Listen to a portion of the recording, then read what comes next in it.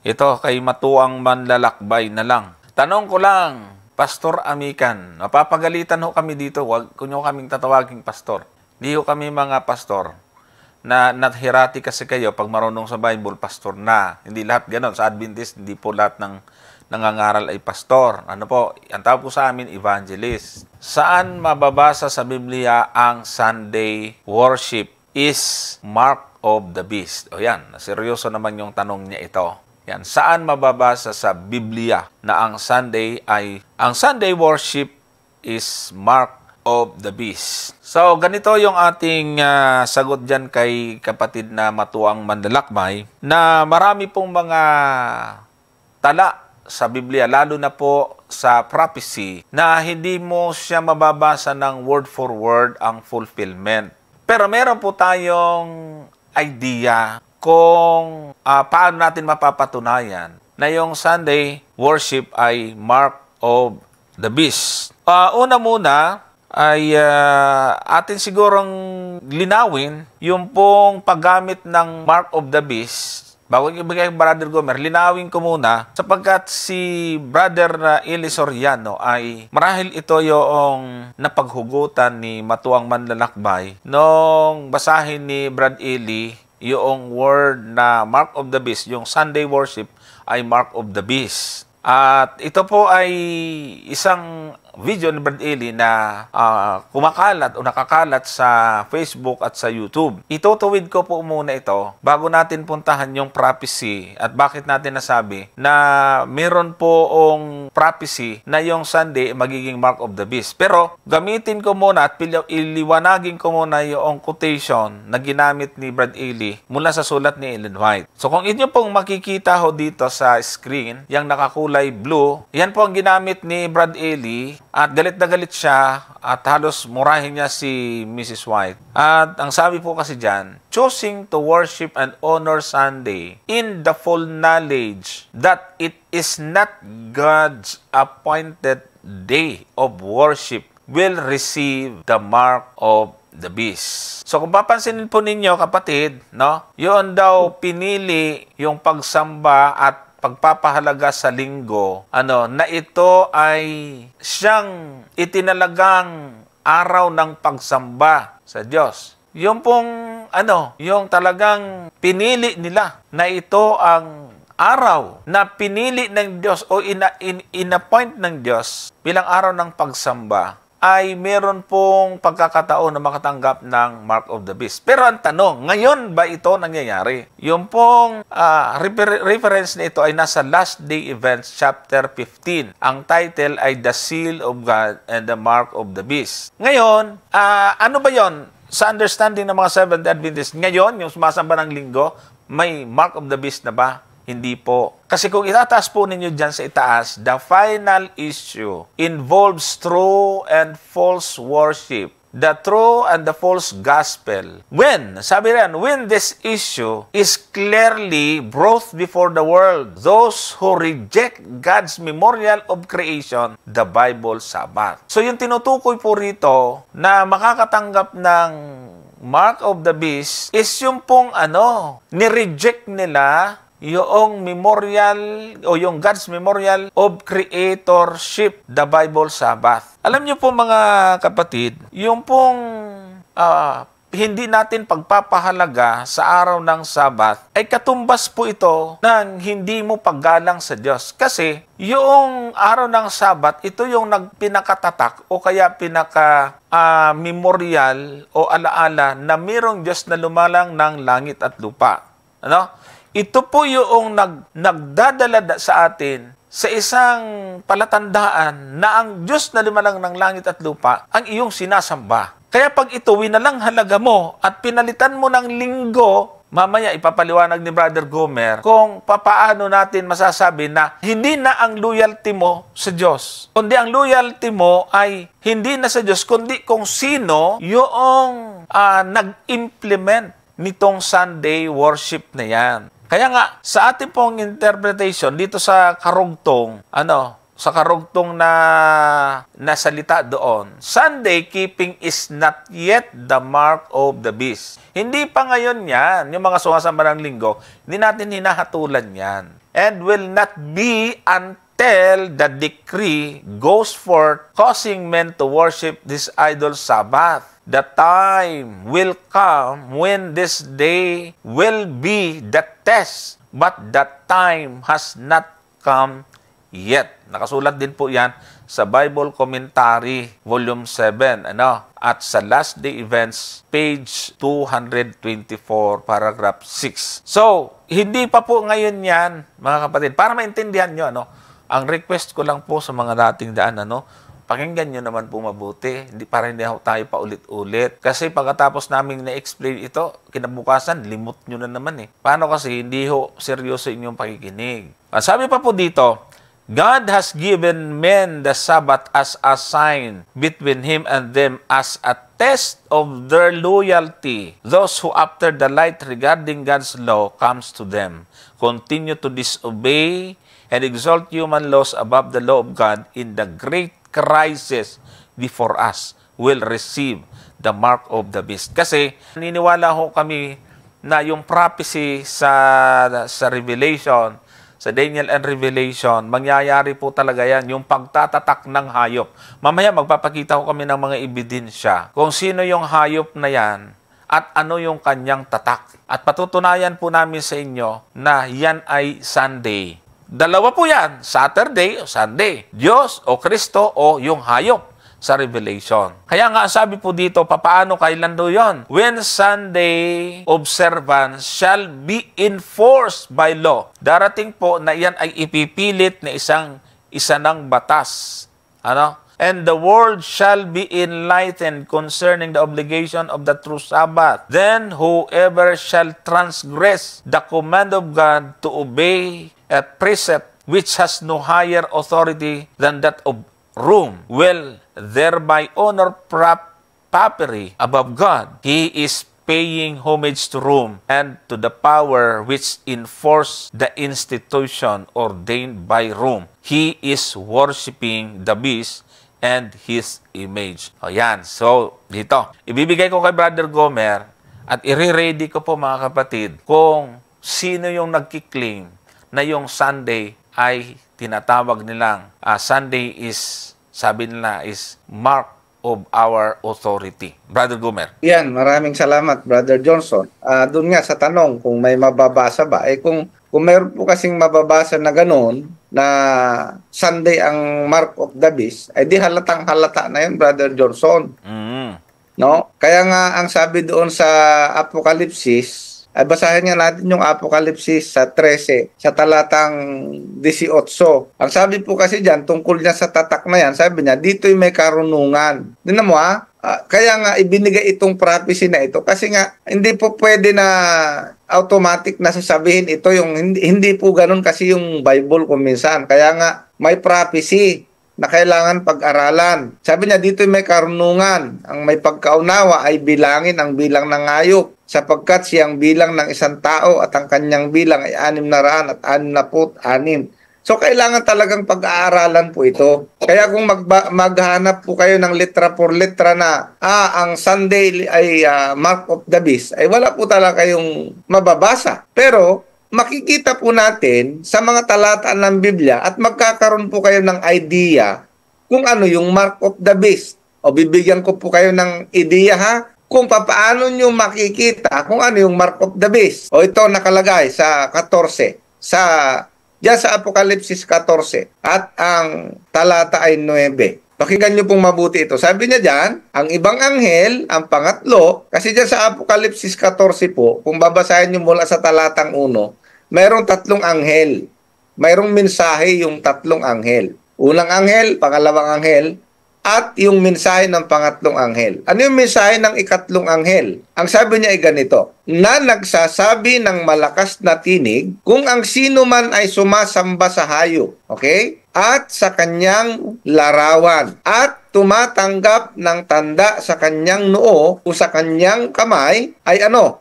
Verse 10, ay iinom din naman siya ng alak ng kagalitan ng Diyos, na nahahandang walang halo sa inuman ng kanyang kagalitan, at siya'y pahihirapan ng apoy at asupre sa harapan ng mga banal na anghel at sa harapan ng kordero. Ang sabi dito, kung ang sino man ay tumanggap doon sa tanda ng hayop, doon sa mark of the beast, ay ang sabi niya, iinom din naman siya ng alak ng kagalitan ng Diyos. Ngayon ang tanong, pag nalaman mo kung ano yung tanda ng hayop, anong gagawin mo? Di ba?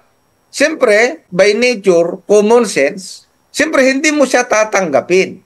Tama, no? Kasi kapag tinanggap mo yung tanda ng hayop, sabi dito, iinom siya ng alak ng kagalitan ng Diyos. Ngayon, ang tanong, bakit ang mga tao ngayon ay mapipilitan na tanggapin yung tanda ng hayop? Tingnan po ninyo doon sa Apokalipsis 13. Basahin po natin yung talatang, siguro, 14. 13-14. Dito po sa Apokalipsis 13, merong dalawang hayop na binabanggit. Medyo mahaba kasi ito pag-aaral, kaya sinasummarize ko. Yung unang hayop at yung ikalawang hayop. Nakikita po ninyo dyan. At dito sa 14, ang sabi niya dyan, at nadadaya niya ang mga nananahan sa lupa dahil sa mga tanda na sa kanya ipinagkaloob na magawa sa paningin ng hayop na sinasabi sa mga nananahan sa lupa na dapat silang gumawa ng isang larawan ng hayop na mayroon ng sugat ng tabak at nabuhay. Yung unang hayop dito na binabanggit, ito yung hayop na nasugatan ng ikamamatay, ngunit gumaling. Ngayon, pagkatapos itong unang hayop na to, mayroong ikalawang hayop naman na umahon din at naging kakampi ng unang hayop. Ang sabi itong ikalawang hayop na ito, gumagawa ng mga tanda at kababalaghan. Ngayon, itong ikalawang hayop na to, ang sabi niya, dapat silang gumawa ng isang larawan nung hayop, yung unang hayop, na mayroon ng sugat ng tabak at nabuhay.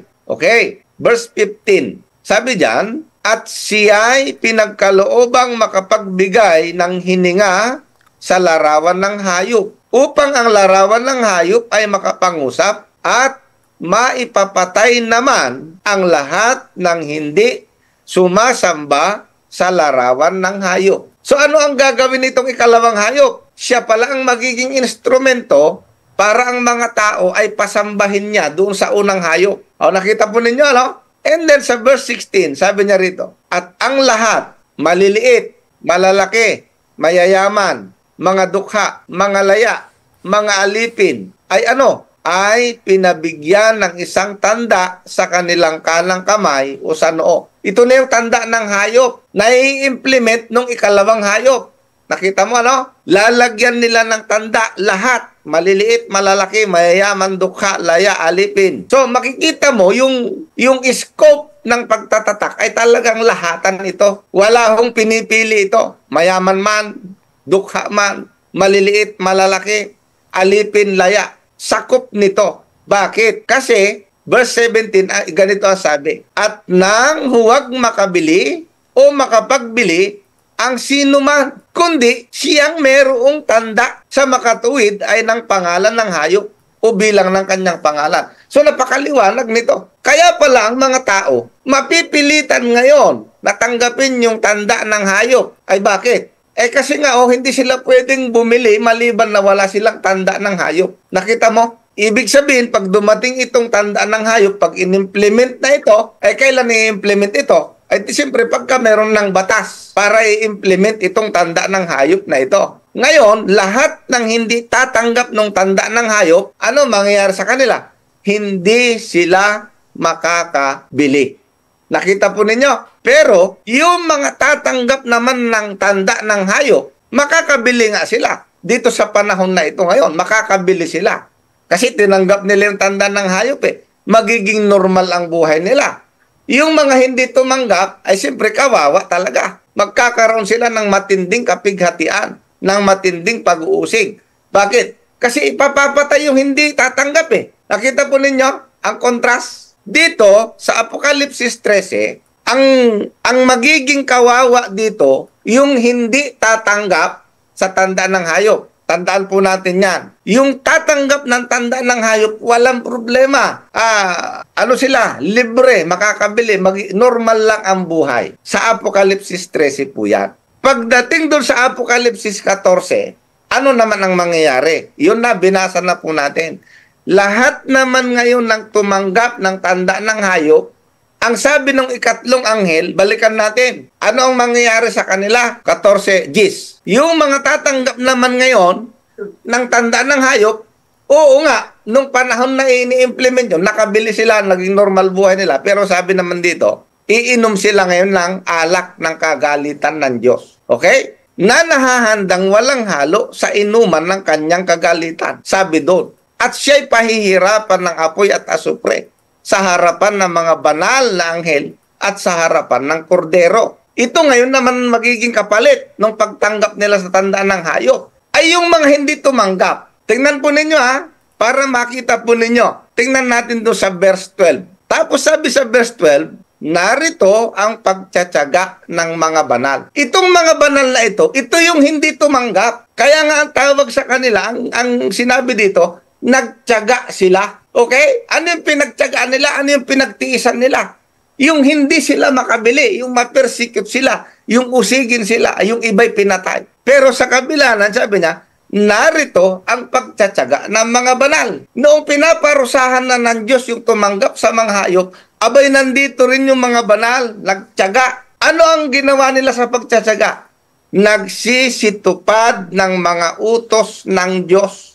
Abay, maliwanag ito, kapatid. Ang ibig sabihin, simple lang ito kung i-analyze natin. Sa panahon na ito pala, kung ang isang tao ay magtsatsaga, magtitiis, okay? Hindi niya tatanggapin yung tatak ng hayop. Susundin niya ngayon yung utos ng Diyos. Abay, bakit ganon? Bakit ganon? Kung iisipin po nating mabuti, simple lang po ito. Ang ibig sabihin lamang, yun palang tatak ng hayop, kalaban pala ng utos ng Diyos. Nakita po ninyo? Kaya pala, yung mga patuloy na susunod sa utos ng Diyos, kapag in-implement na yung tatak ng hayop, kakawawain talaga. Hindi makakabili, hindi makakapagbili, papatayin. Nakita po ninyo?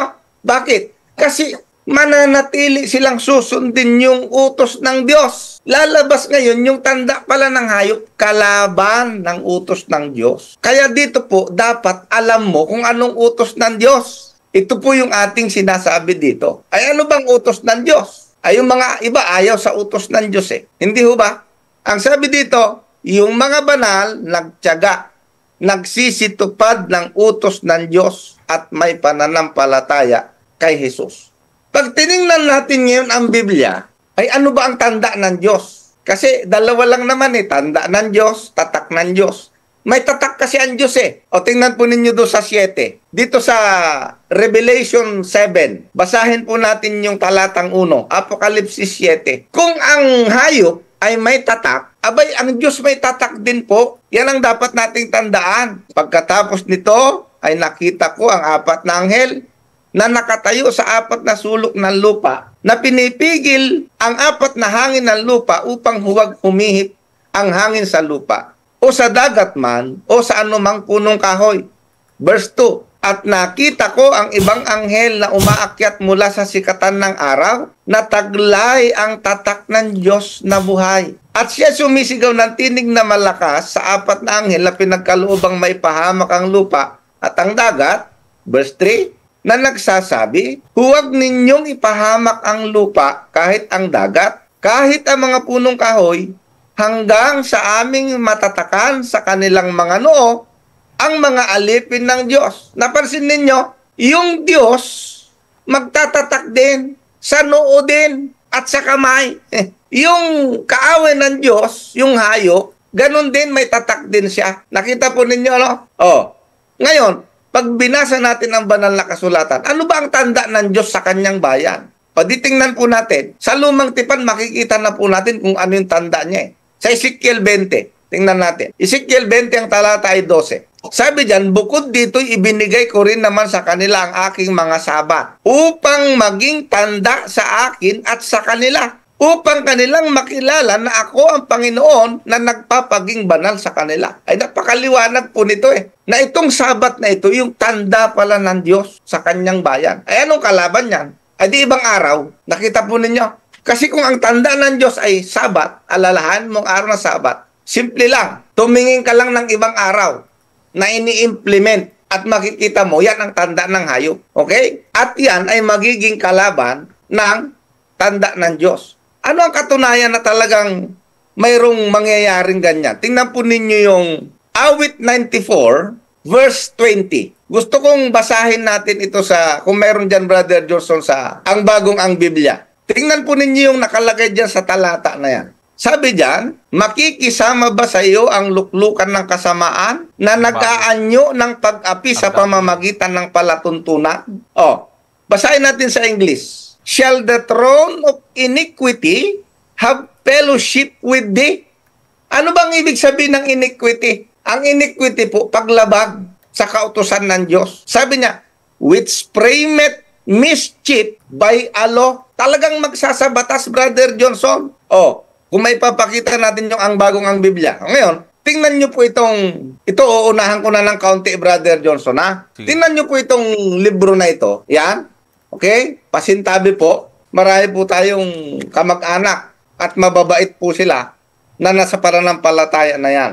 Ang sabi po dito sa paragraph 2188, nakalagay. Babasahin ko na lang, Brother Johnson. Sabi po dito ganito. Anong libro? In respecting religious liberty, okay? And the common good of all. Pansinin ninyo, ha? Christians should seek recognition of Sundays and the church holidays as legal holidays. Meron pala talaga silang gustong mangyari na ito'y isa batas. Sabi dito, they have to give everyone a public example of prayer, respect and joy, and defend their tradition as a precious contribution to the spiritual life of society. Nakita mo? If a country's legislation ay meron talagang batas na lalabas, okay? If a country's legislation or other reasons required work on Sunday, the day should nevertheless be lived as the day of our deliverance, which let us share in this festal gathering, this assembly of the firstborn who are enrolled in heaven. So maliwanag ito, Brother Johnson, na tumutugma sa talata na ang sabi dyan makikisama ba sa iyo ang luklukan ng kasamaan? Ano yung kasamaan? Kalaban ng kautusan ng Diyos. Ibig sabihin, darating ang panahon, may luluklok, okay? At gagawa siya ng kasamaan. Luklukan ng kasamaan na nagaanyo ng pag-api sa pamamagitan ng batas ng palatuntunan. Ito na nga po yun. Kaya nga tama yung binasa mo, Brother Johnson. Sa ngayon, wala pa. Pero darating ang araw, isa sa batas, Brother Johnson. Kaya nga, yan po yung sinasabi po natin at hindi po natin ito sinasabi para laitin ang sino man, Brother Johnson. Kasi nga, yung pabalita ng ikatlong anghel, ito po ibabala sa lahat ng mga tao na kung ang sino man ay tatanggap ng tanda ng hayop, ay iinom din naman ng alak ng kagalitan ng Diyos. Ay alangan naman, Brother Johnson, magtulog-tulugan tayo dito na hindi natin sasabihin, na alam natin ang katotohanan, na ito yung tanda ng hayop. Hindi ho ba, mga kapatid? So, wag po sana kayong masasaktan sa mga bagay na ito. Brother Johnson. Ayan. So, ang gusto kasi nila ay basahin sa Bible. Ang prophecy, hindi po kasi ganoon. Kaya nga, wala sa masama ang makakaunawa. Ipinagkaloob lamang po ito doon sa bayan ng Diyos. Sa pinagkalooban na makapagbigay ng malinaw na interpretation. Kasi, papaano mo ngayon, kaya nga hindi may paliwanag ni Brad Eli, ano yung mark of the beast Sino yung hayop? Taong hayop daw yon sa ginamit yung sa Pedro. Ang prophecy, ginamitan niya ng figure of speech. Ano po? Yung prophecy po ay hindi ho kasama sa tinatawag pong mga figurative kasi ito po ay symbolic or tinatawag nating prophetic. So, wala hong malinaw na pagtuturo si Brad Eli tungkol dito. Ngayon, malinaw na nabanggit na ni Brother Gomer, magdadagdag po ako ng babasahin kung kanino po itong Sunday na ito. At gusto ko po muna basahin po itong sa Revelation 13 verse 3, mga kapatid. Dito muna siguro tayo sa 13 verse 5. Ang sabi po dyan sa 13 verse 5, binigyan siya ng isang bibig na nagsasalita ng malalaking bagay. Ito yung hayop pa, yung beast. At mga kapusungan, at binigyan siya ng kapamahalaan upang magpatuloy na 42 buwan. So, tinitrace up natin ngayon sino itong beast or yung hayop na ito. Bukod doon sa pinaliwanag ni Brother Gomer, gusto ko pong dagdagan ito. Paano po natin mapapatunayan kung sino yung hayop na ito? At ang palatandaan, kung para makilala natin, siya ay maghahari ng magpapatuloy ang kanyang paghahari sa loob ng 42 buwan, 42 months. So, ibig sabihin, kailangan natin ang mathematics dito.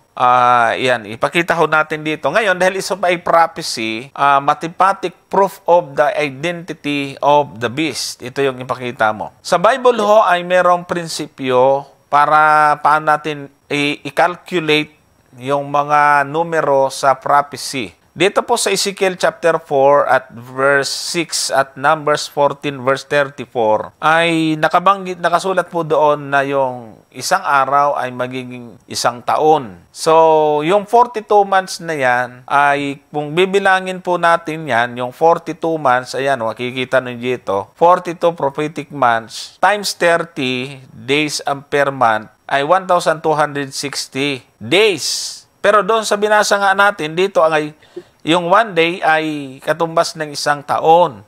In short, yung 1,260 days ay magiging 1,260 literal years ang fulfillment. Ngayon, dito daw maghahari itong hayop na may tanda na tinatanong nga ni Matuang Manlalakbay, saan sa Biblia? Actually, nasa Biblia yon. Hindi mo alang pwedeng i-word for word, pero yung diwa nandun. Tinan nyo ha. Tinan nyo po itong binabasa natin. Biblia ito ha. Kailangan lang dito yung talino. 42 months. Kailan yon? So, mangyayari daw ito, kapag ikinompute natin yan, ang magiging fulfillment yan ay 1,260 days na magiging ang 1 day ay 1 year. Ayon po doon sa mga talata sa Ezekiel 4:6 at 13:34 ng Deuteronomy. Ngayon, ganito po yan. Kailan ngayon nagsimula ito? Kailan ngayon nagsimula ito? Yan. So, yung 42 prophetic months or 1,260 years ay nag-start po ito noong 538. So, ano pong okasyon noong 538? Ito pong 538, mga kapatid, ay ito po yung tinatawag na Decree of Justinian. Si Emperor Justinian, binigyan niya ng kapangyarihan, pinalawak ang kapangyarihan ng bishop ng Rome. Binigyan ng religious at saka political power. Kasi noon, magkasama ang church at ang gobyerno, ang estado. So, nagkaroon ngayon siya ng dalawang power, political at saka religious. Kaya nga tinatawag po itong 538 na tinatawag na Justinian Decree. Ito pong 1,260 ay nagpatuloy po ito. Ang dulo niyan, makikita ho ninyo, 1798. Ano po ang nangyari noong 1798, mga kapatid? Ngayon, basahin na po natin itong verse 3. Ang sabi po dito, Revelation 13:3, at nakita ko ang isa sa kanyang mga ulo na waring sinugatan ng ikamamatay. At ang kanyang sugat na ikamamatay ay gumaling at ang buong lupay ng gilala sa hayop. So itong hayop na to na maghahari sa loob ng 42 months or 1,260 years, mga kapatid, ay nasugatan. Ngayon ang tanong ay papaanong nasugatan? So paano daw naghari itong hayop? Nung nagkaroon po ng napakalaking kapangyarihan, ito pong Rome. Yung Rome. Ang Roma ay dati pinangungunahan ng mga emperor, pero nung iwanan ni Constantine ang kanyang trono, ay pumalit po yung Pope. Kaya nung ang Pope ay religious leader, umupo sa upuan ng emperor, nagkaroon siya ng dalawang kapangyarihan, religious at political. Di ba? So dito ngayon, lalong dumakila ito, ang purpose ni Justinian, ni Emperor Justinian, parang i-dominate ng Roma ang masakop niyang mas malawak na kaharian na nasasakupan. At talaga naman, ay lumaganap talaga ang kanyang kaharian. Pero nagkaroon siya ng sugat. Bakit? Kasi nga po, nagkaroon ng French Revolution dahil po nasasobrahan po ng kanilang pagiging, ano nang tawag dito, diktador, na ang lumabag sa kanila ay kamatayan. Diyan po sa panahon na ito, ang nagkaroon lang tinatawag na Dark Ages, marami po ang pinapatay. Diyan din sa loob yan nangyari yung Inquisition. Kaya nagkaroon po ng tinatawag na French Revolution noong 1798. Dito nasugatan itong hayop. Ngayon, ano po ang tala ng kasaysayan? Ang sabi po rito, Bircher entered Rome in 1798 exactly as the prophecy predicted. So, anong katunayan po natin yan, mga kapatid? Sa church history, page 24, ang sabi po dito, the murder of the princeman in Rome in 1798 gave the prince in excuse for occupying the eternal city and putting an end to the papal temporal power. So, ibig po sabihin, mga kapatid, ang nangyari noong 1798, yung mga Frenchman ay nag-aklas, nagrebelde, at sa utos ni General Bircher, mga kapatid, ay hinuli po yung Pope that time. At 1798, ang Pope ay si Pope Pius VI. Ang sabi rito, the aged pontiff himself was carried off into exile to Valence. The enemies of the church rejoiced. The last Pope they declared had resigned.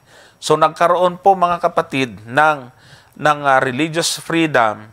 Nagsaya ang kalaban po na ang tinatawag pong iglesia sa Roma. As si Pope Pius VI ay dinala na exile sa Valence, France.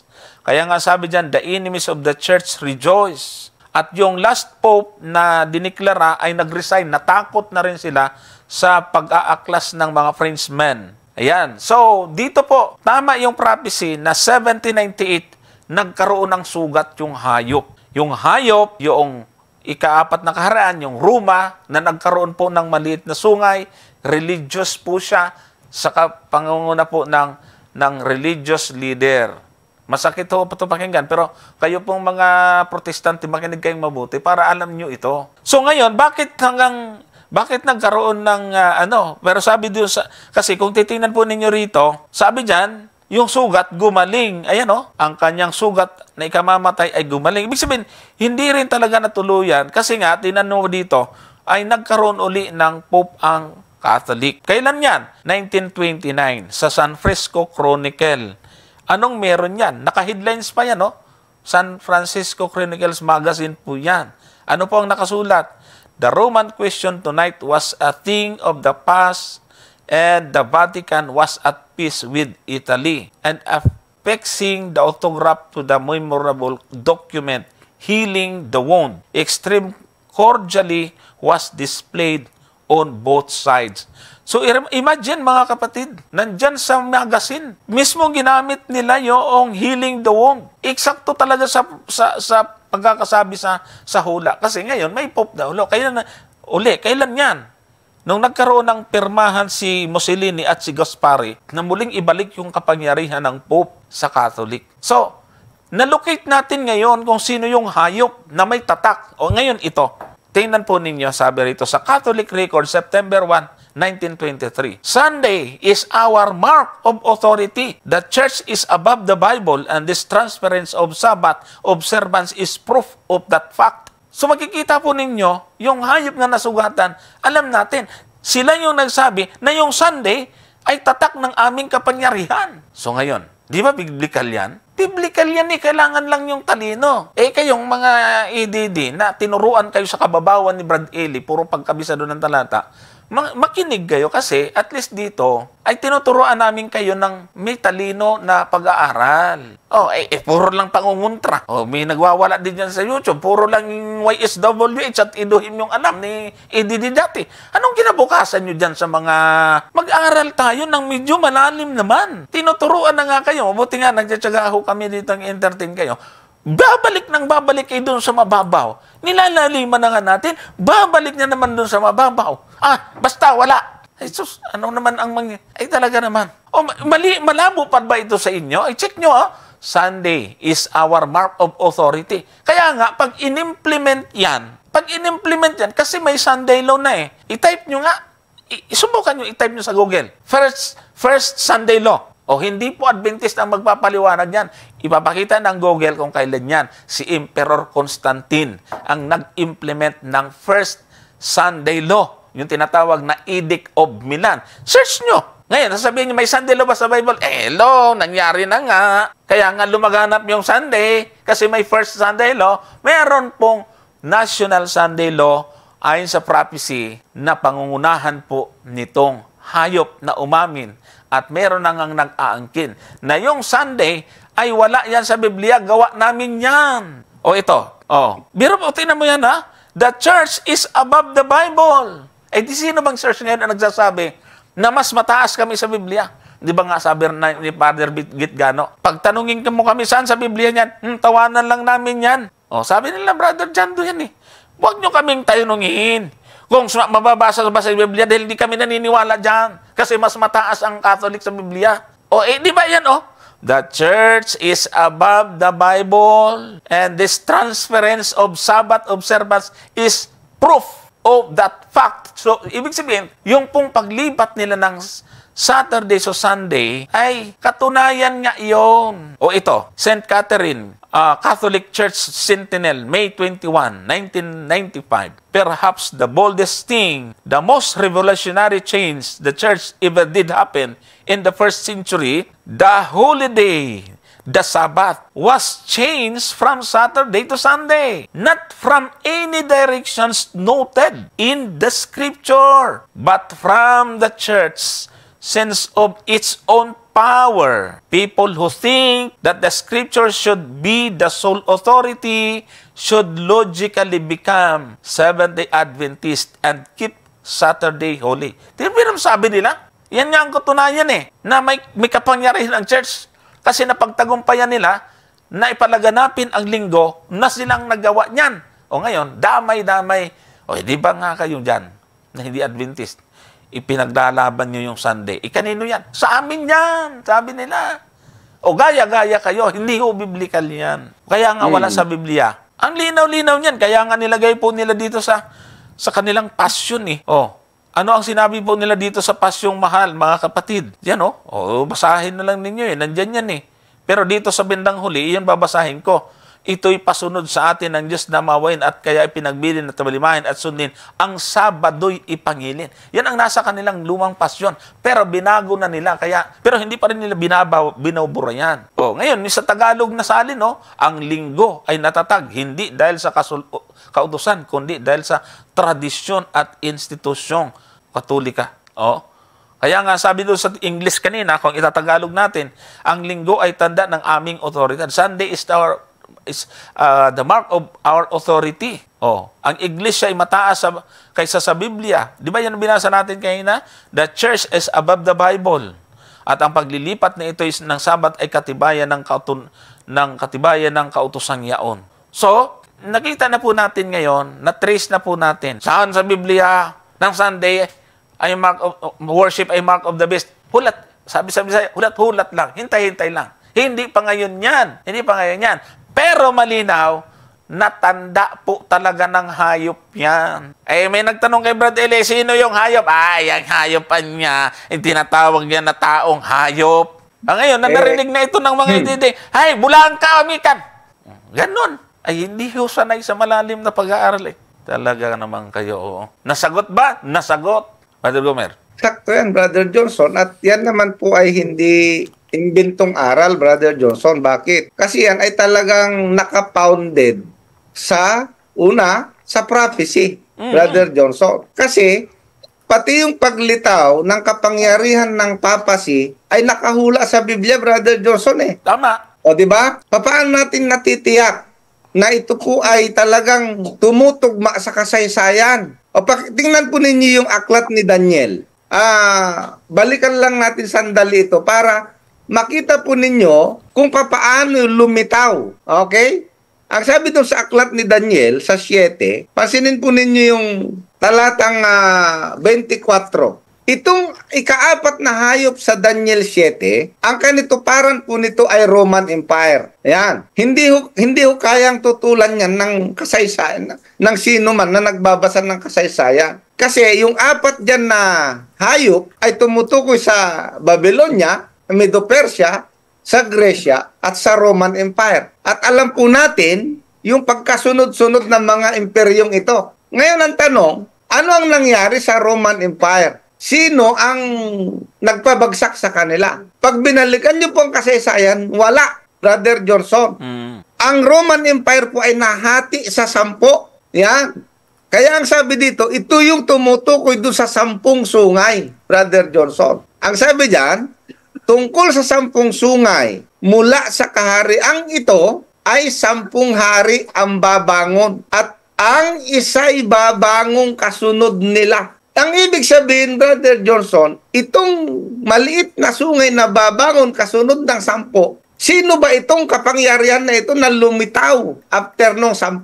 Kaya nga, yan na yung sinasabi natin kanina, Brother Johnson, ito na yung binabanggit mo doon sa Justinian Decree. Okay? Na pagkatapos lumitaw nung 10, ay meron pang lilitaw na isa.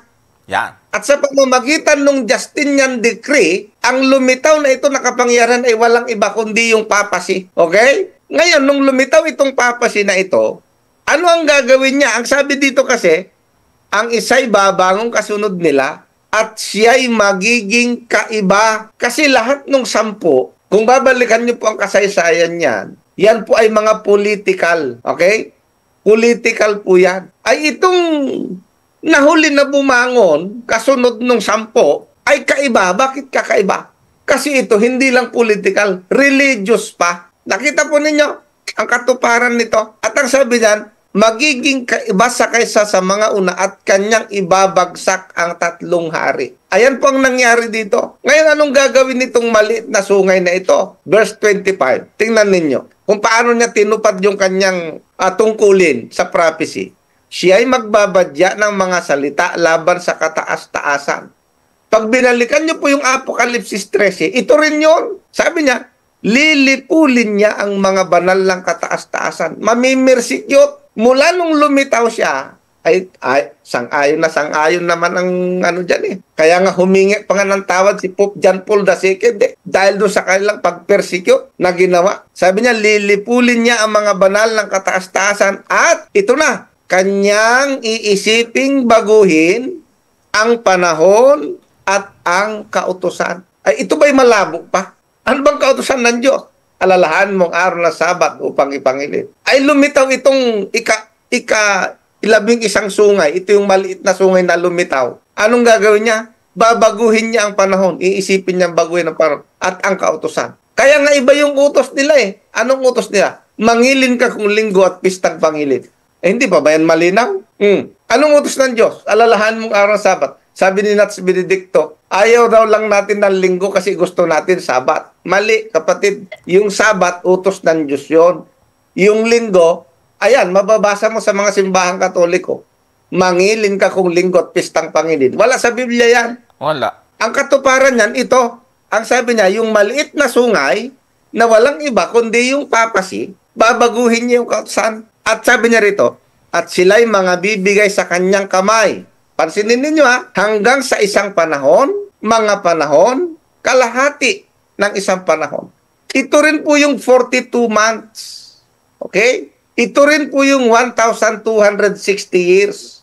Mula 538 AD hanggang 1798, naghari ang kapapahan hanggang natapos, nasugatan, sabi nasugatan. At parang mamamatay na. Pero gumaling. Ay, naku, pag hindi nyo nakuha pa itong napakalinaw na katuparan ng hula na ito, mga kapatid, kaya po tayo sa Seventh-day Adventist ay malinaw po sa atin ito dahil kitang-kita po yung naging katuparan nito, Brother Johnson. Okay?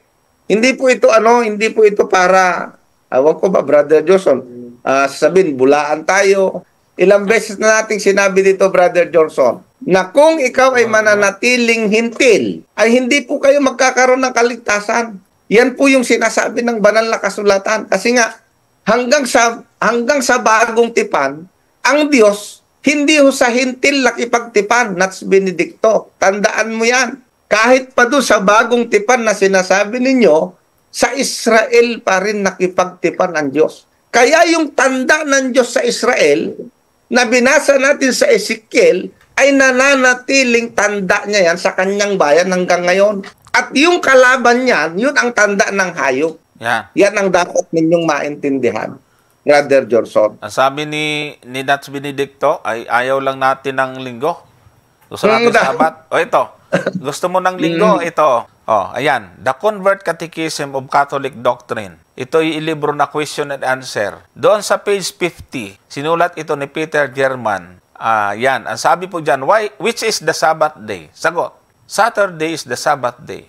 Question, why do we observe Sunday instead of Saturday?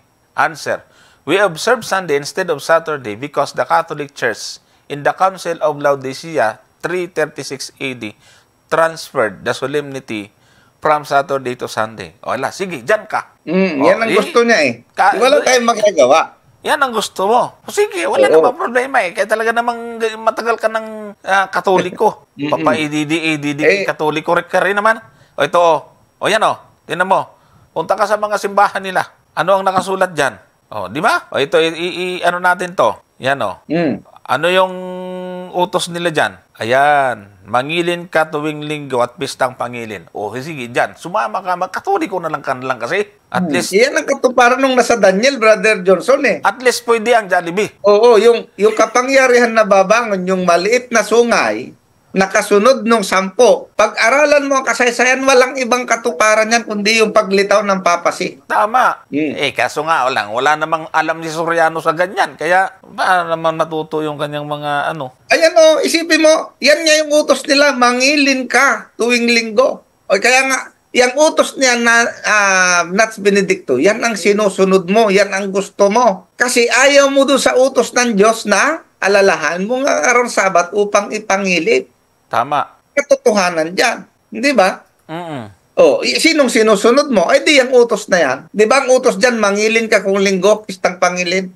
Yan ang gusto mo naman. Ay kami, ay hayaan mo na kami na ang gusto namin ay yung utos ng Diyos. Yeah. Ay kung ikaw naman ay ang gusto mo yung ganyang utos, ay di, nasa sa inyo po yan. At least, mayroon kayong choice, Brother Johnson. Ang ibig sabihin, nagkakaroon kayo ng ibang information na baka sakaling lumambot ang puso nyo sa tawag ng banal na espiritu, ay tanggapin nyo yung katotohanan. Di ba, Brother Johnson?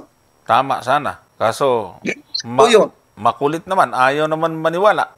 Ay, talaga naman. So, anong dito si Natoy Alinton kanina na sino daw ba yung nasugatan? No? Maliwanag na po yan sa kasaysayan. Ipinaliwanag na po ni Brother Johnson kanina. Tapos na, baka nahuli na yung kanyang... Yung nasugatan na yan, walang iba, kundi yung kapangyarihan ng papasi. Na mula 538, sila po ay talagang nanatili hanggang 1798. Hanggang sa hulihin yung pinakahuling papa at namatay sa kulungan. Nawalan ng kapangyarihan. Yan po yung katuparan ng nasugatan. Okay? Pero gumaling. Yan po yung katuparan yan. Okay? Ayan.